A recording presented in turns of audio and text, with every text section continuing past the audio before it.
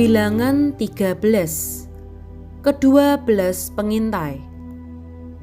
Tuhan berfirman kepada Musa, "Suruhlah beberapa orang mengintai tanah Kanaan yang akan kuberikan kepada orang Israel. Dari setiap suku nenek moyang mereka haruslah kau suruh seorang, semuanya pemimpin-pemimpin di antara mereka." Lalu Musa menyuruh mereka dari padang gurun Paran. Sesuai dengan titah Tuhan, semua orang itu adalah kepala-kepala di antara orang Israel. Dan inilah nama-nama mereka.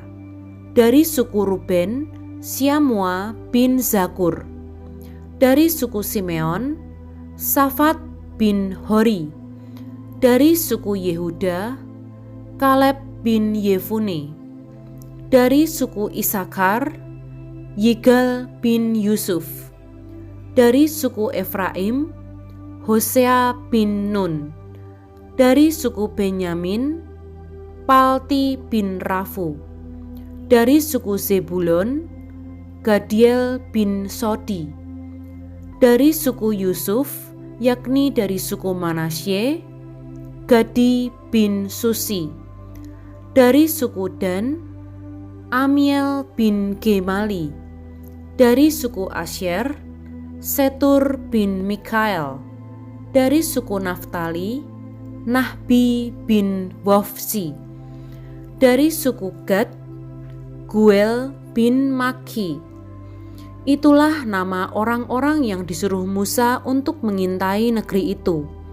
Dan Musa menamai Hosea bin Nun itu Yosua. Maka Musa menyuruh mereka untuk mengintai tanah Kanaan. Katanya kepada mereka, "Pergilah dari sini ke tanah Negeb dan naiklah ke pegunungan, dan amatilah bagaimana keadaan negeri itu, apakah bangsa yang mendiaminya kuat atau lemah, apakah mereka sedikit atau banyak, dan bagaimana negeri yang didiaminya, apakah baik atau buruk, bagaimana kota-kota yang didiaminya, apakah mereka diam di tempat-tempat yang terbuka atau di tempat-tempat yang berkubu, dan bagaimana tanah itu, apakah gemuk atau kurus, apakah ada di sana pohon-pohonan atau tidak. Tabahkanlah hatimu dan bawalah sedikit dari hasil negeri itu." Waktu itu ialah musim hulu hasil anggur. Mereka pergi ke sana, lalu mengintai negeri itu mulai dari padang gurun Zin sampai ke Rehob, ke jalan yang menuju ke Hamat. Mereka berjalan melalui tanah Negeb, lalu sampai ke Hebron. Di sana ada Ahiman, Sesai, dan Talmai, keturunan Enak. Hebron didirikan 7 tahun lebih dahulu dari Soan di Mesir. Ketika mereka sampai ke lembah Eskol, dipotong merekalah di sana suatu cabang dengan setandan buah anggurnya. Lalu berdualah mereka menggandarnya. Juga mereka membawa beberapa buah delima dan buah ara. Tempat itu dinamai orang lembah Eskol, karena tandan buah anggur yang dipotong orang Israel di sana. Sesudah lewat 40 hari, pulanglah mereka dari pengintaian negeri itu, dan langsung datang kepada Musa, Harun, dan segenap umat Israel di Kadesh, di padang gurun Paran. Mereka membawa pulang kabar kepada keduanya dan kepada segenap umat itu, dan memperlihatkan kepada sekaliannya hasil negeri itu. Mereka menceritakan kepadanya, "Kami sudah masuk ke negeri kemana kau suruh kami, dan memang negeri itu berlimpah-limpah susu dan madunya, dan inilah hasilnya. Hanya bangsa yang diam di negeri itu kuat-kuat, dan kota-kotanya berkubu dan sangat besar. Juga keturunan Enak telah kami lihat di sana. Orang Amalek diam di tanah Negeb, orang Het, orang Yebus, dan orang Amori diam di pegunungan. Orang Kanaan diam sepanjang laut dan sepanjang tepi sungai Yordan." Kemudian Kaleb mencoba menenteramkan hati bangsa itu di hadapan Musa. Katanya, "Tidak, kita akan maju dan menduduki negeri itu, sebab kita pasti akan mengalahkannya." Tetapi orang-orang yang pergi ke sana bersama-sama dengan dia berkata, "Kita tidak dapat maju menyerang bangsa itu, karena mereka lebih kuat daripada kita." Juga mereka menyampaikan kepada orang Israel kabar busuk tentang negeri yang diintai mereka dengan berkata, "Negeri yang telah kami lalui untuk diintai adalah suatu negeri yang memakan penduduknya. Dan semua orang yang kami lihat di sana adalah orang-orang yang tinggi-tinggi perawakannya. Juga kami lihat di sana orang-orang raksasa, orang enak yang berasal dari orang-orang raksasa, dan kami lihat diri kami seperti belalang, dan demikian juga mereka terhadap kami."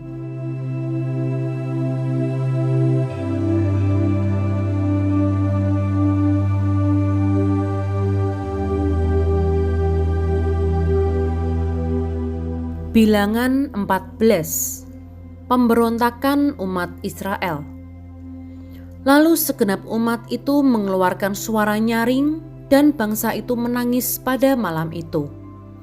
Bersungut-sungutlah semua orang Israel kepada Musa dan Harun, dan segenap umat itu berkata kepada mereka, "Ah, sekiranya kami mati di tanah Mesir atau di padang gurun ini, mengapakah Tuhan membawa kami ke negeri ini, supaya kami tewas oleh pedang, dan istri serta anak-anak kami menjadi tawanan?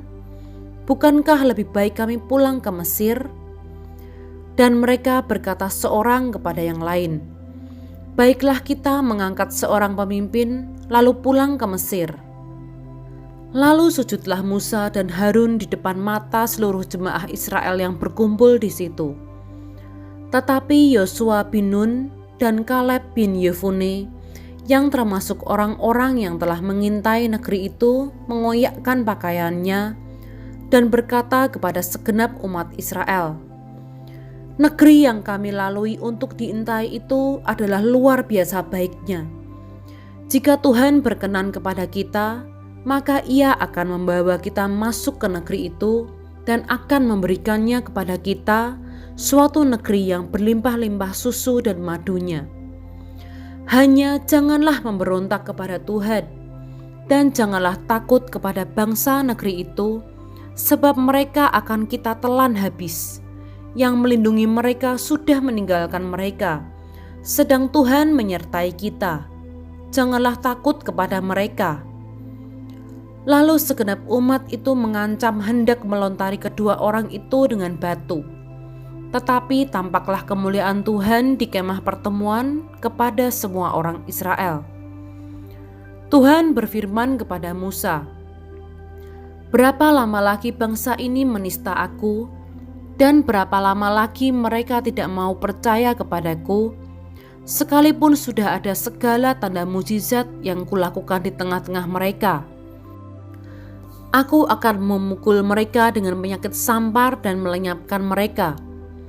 Tetapi engkau akan kubuat menjadi bangsa yang lebih besar dan lebih kuat daripada mereka."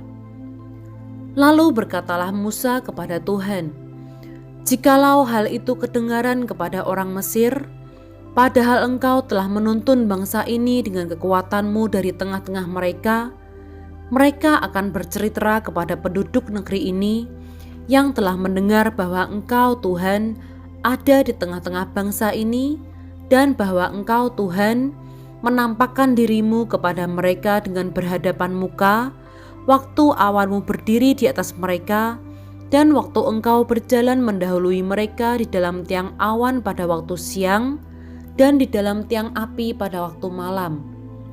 Jadi jikalau engkau membunuh bangsa ini sampai habis, maka bangsa-bangsa yang mendengar kabar tentang engkau itu nanti berkata, 'Oleh karena Tuhan tidak berkuasa membawa bangsa ini masuk ke negeri yang dijanjikannya dengan bersumpah kepada mereka, maka Ia menyembelih mereka di padang gurun.' Jadi sekarang, biarlah kiranya kekuatan Tuhan itu nyata kebesarannya seperti yang kau firmankan. Tuhan itu berpanjangan sabar dan kasih setianya berlimpah-limpah. Ia mengampuni kesalahan dan pelanggaran, tetapi sekali-kali tidak membebaskan orang yang bersalah dari hukuman. Bahkan ia membalaskan kesalahan bapa kepada anak-anaknya, kepada keturunan yang ketiga dan keempat. Ampunilah kiranya kesalahan bangsa ini sesuai dengan kebesaran kasih setiamu, seperti Engkau telah mengampuni bangsa ini mulai dari Mesir sampai kemari. Berfirmanlah Tuhan, aku mengampuninya sesuai dengan permintaan-Mu.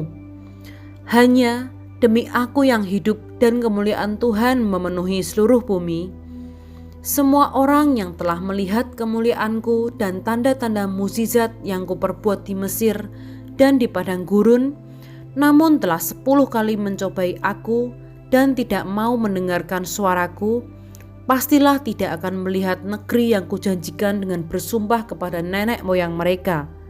Semua yang menista aku ini tidak akan melihatnya. Tetapi hambaku Kaleb, karena lain jiwa yang ada padanya, dan ia mengikut aku dengan sepenuhnya, akan kubawa masuk ke negeri yang telah dimasukinya itu, dan keturunannya akan memilikinya. Orang Amalek dan orang Kanaan diam di lembah.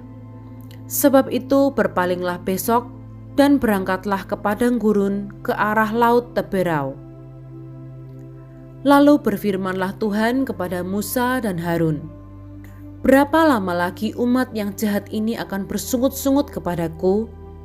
Segala sesuatu yang disungut-sungutkan orang Israel kepadaku telah kudengar.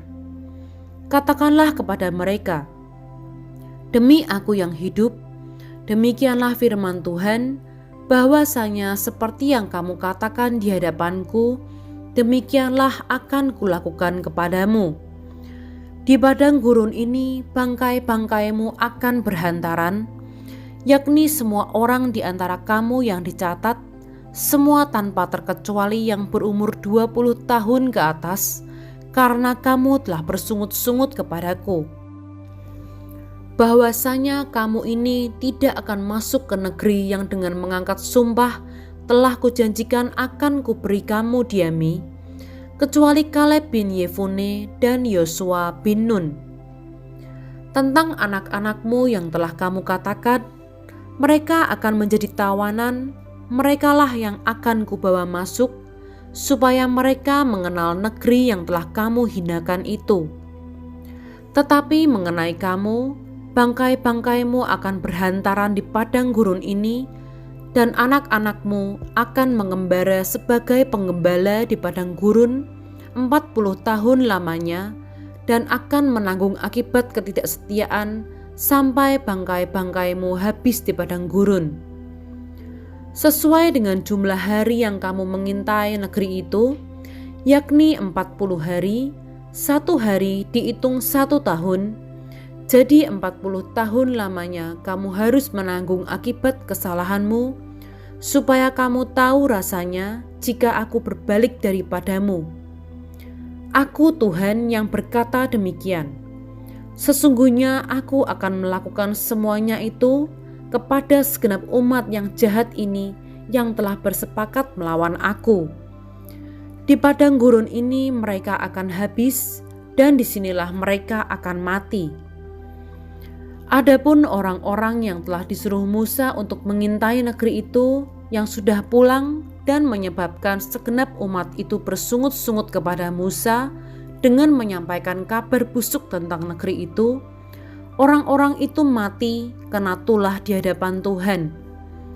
Tetapi yang tinggal hidup dari orang-orang yang telah pergi mengintai negeri itu hanyalah Yosua bin Nun dan Kaleb bin Yefune. Serangan ke bagian selatan gagal.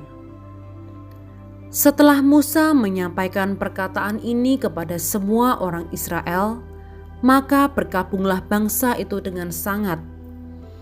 Dan keesokan harinya, bangunlah mereka pagi-pagi hendak naik ke puncak gunung sambil berkata, "Sekarang kita hendak maju ke negeri yang difirmankan Tuhan itu. Memang kita telah berbuat dosa." Tetapi kata Musa, "Mengapakah kamu hendak melanggar titah Tuhan? Hal itu tidak akan berhasil. Janganlah maju, sebab Tuhan tidak ada di tengah-tengahmu, supaya jangan kamu dikalahkan oleh musuhmu. Sebab orang Amalek dan orang Kanaan ada di sana di depanmu, dan kamu akan tewas oleh pedang. Dari sebab kamu berbalik membelakangi Tuhan, maka Tuhan tidak akan menyertai kamu. Meskipun demikian, mereka nekat naik ke puncak gunung itu, tetapi tabut perjanjian Tuhan dan Musa juga tidaklah meninggalkan tempat perkemahan. Lalu turunlah orang Amalek dan orang Kanaan yang mendiami pegunungan itu dan menyerang mereka. Kemudian orang-orang itu mencerai-beraikan mereka sampai ke Horma.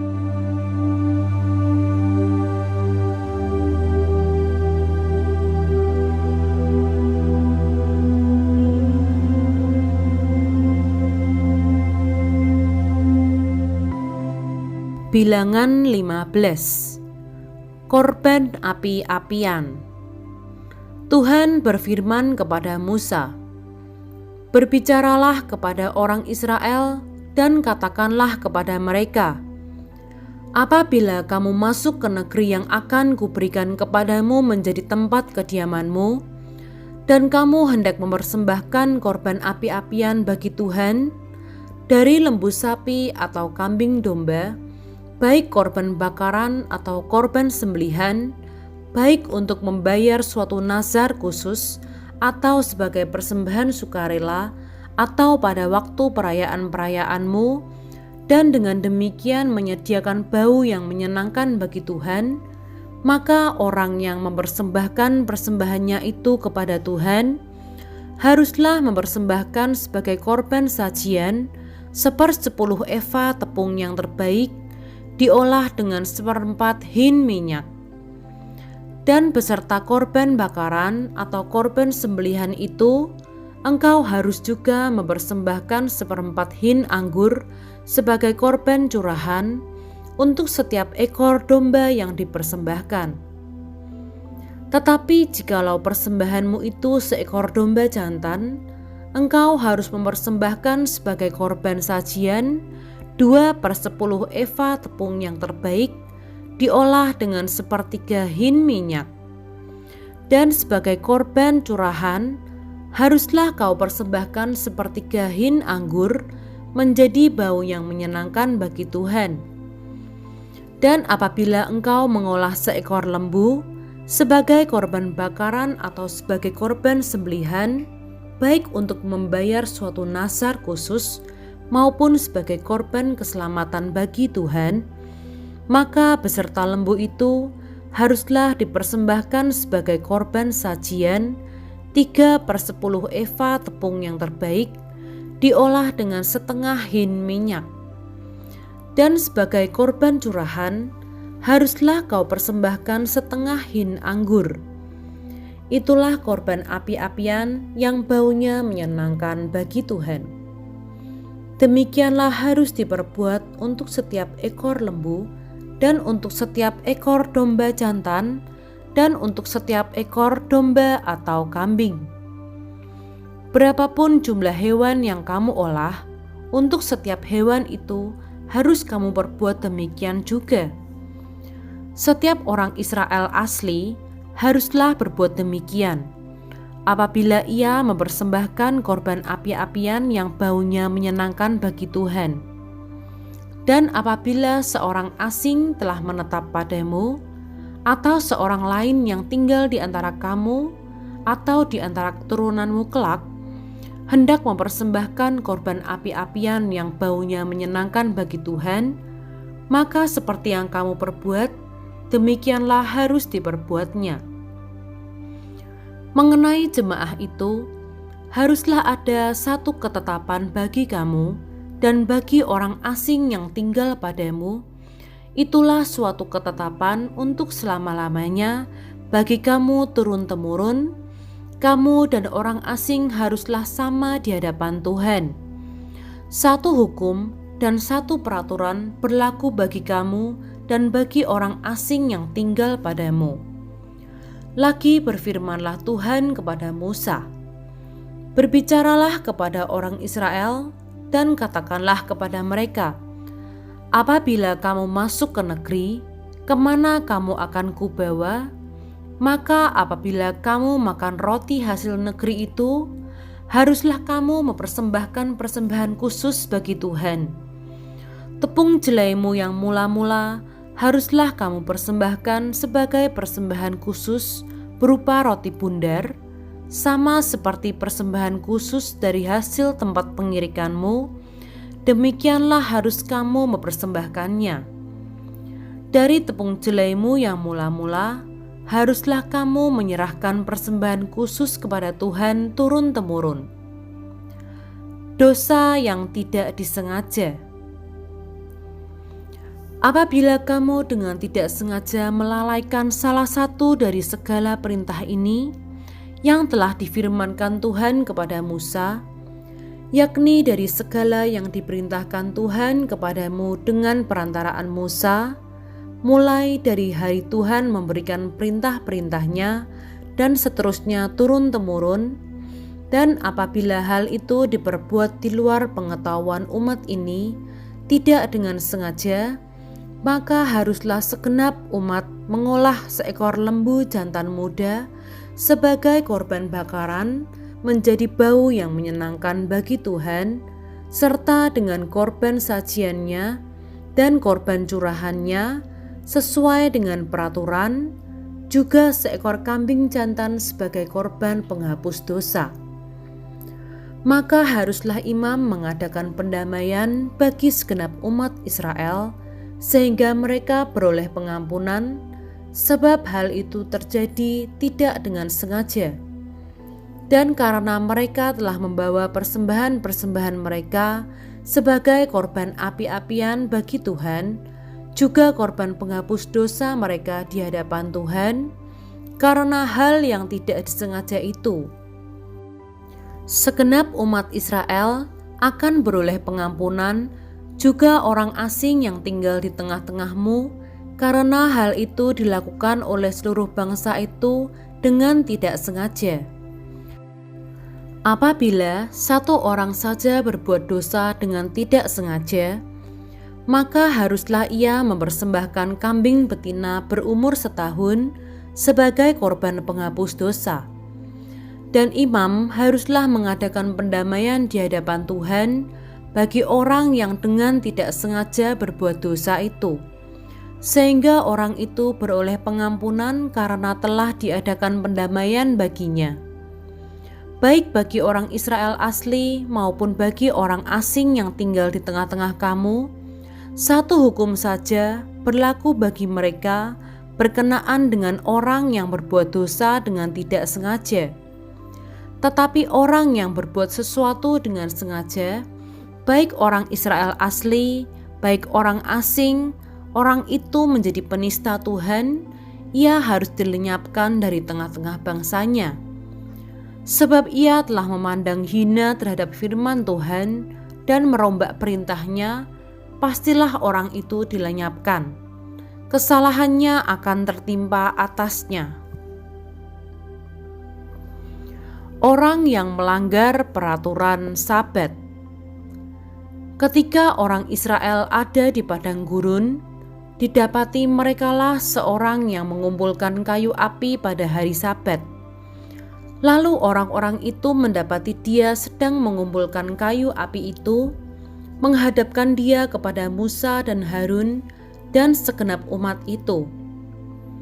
Orang itu dimasukkan dalam tahanan oleh karena belum ditentukan apa yang harus dilakukan kepadanya. Lalu berfirmanlah Tuhan kepada Musa, "Orang itu pastilah dihukum mati.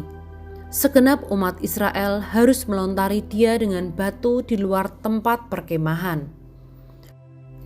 Lalu segenap umat menggiring dia keluar tempat perkemahan, kemudian dia dilontari dengan batu sehingga ia mati, seperti yang difirmankan Tuhan kepada Musa. Jumbai peringatan. Tuhan berfirman kepada Musa, "Berbicaralah kepada orang Israel dan katakanlah kepada mereka, bahwa mereka harus membuat jumbai-jumbai pada punca baju mereka turun-temurun, dan dalam jumbai-jumbai punca itu haruslah dibubuh benang ungu kebiru-biruan.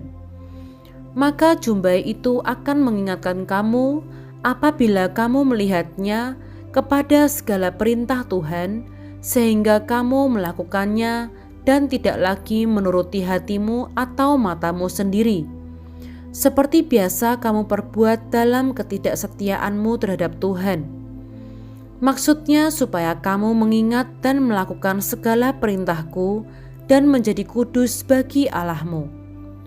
Akulah Tuhan Allahmu yang telah membawa kamu keluar dari tanah Mesir, supaya aku menjadi Allah bagimu. Akulah Tuhan Allahmu.